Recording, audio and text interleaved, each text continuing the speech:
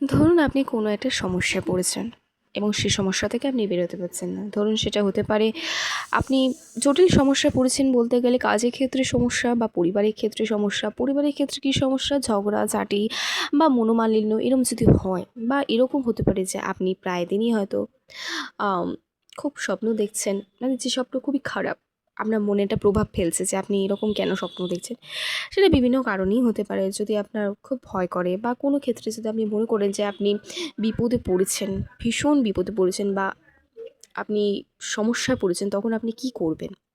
কিছু করবেন না। শুধুমাত্র সকালবেলা যখন আপনি উঠবেন, একদম ঘুম থেকে যখন উঠবেন, ঘুম থেকে উঠে আপনি মা কালীর নাম নেবেন। মা কালী কতবার নাম নেবেন? ১০৮ বার মা কালীর নাম নেবেন, যে জয় মা কালী, জয় মা কালী, জয় মা কালী, এরকম করে ১০৮ বার মাকে ডাকবেন। এবং আপনার যে সমস্যা যেটা চলছে এখন, বা আপনি যে বিপদে পড়েছেন, সেটা মাকে জানাবেন এবং বলবেন যে, "মা, আমাকে এখান থেকে রক্ষা করো, বা তোমার আশীর্বাদ আমার মাথার উপর যেন সবসময় থাকে।" এরকম বলবেন। ঠিক আছে?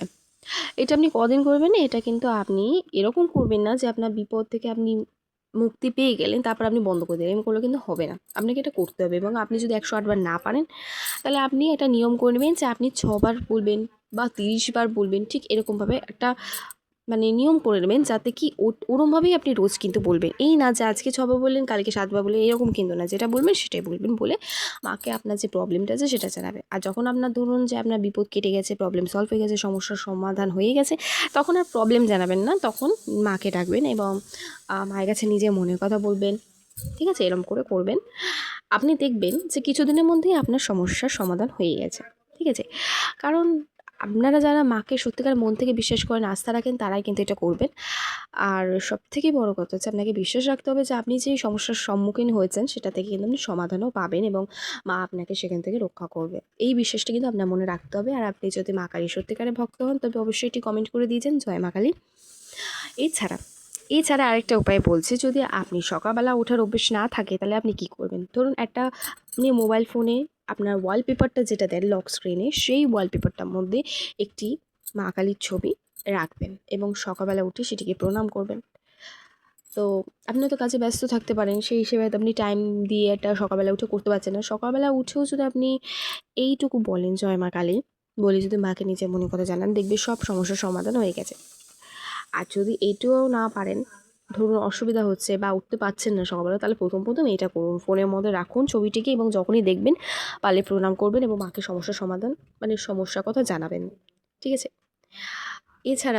এছাড়াও আপনি এটাও করতে পারেন যে আপনি মায়ের নাম নিলেন, বললেন জয় মা কালী, এবং আপনার সমস্যার কথা বললেন। তাছাড়াও আপনি ফোনে কিন্তু ফটোটি রাখতে পারেন। এটা আপনি করুন, দেখবেন যে আপনার সমস্যার সমাধান হয়ে গেছে। ঠিক আছে? কিন্তু এটা করার পর কিন্তু এটা ভাববেন না যে মা কালীর ফটোটিকে আপনি লক স্ক্রিন থেকে সরিয়ে দিলেন। এটা করবেন না, একদমই করবেন না।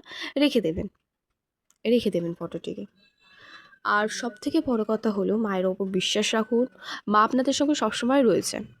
কারণ বিপদে শুধু মা থাকবে সেটা না, মায়ের আশীর্বাদ সবসময় আমাদের সর্বক্ষণ মাথার উপর রয়েছে, যার জন্য আপনার সমস্ত কাজ বা বাধা থেকে কিন্তু বেরিয়ে আসতে পারি। শুধু একটু সময় লাগে, কারোর তাড়াতাড়ি বেরিয়ে আসে, কারোর একটু সময় লাগে।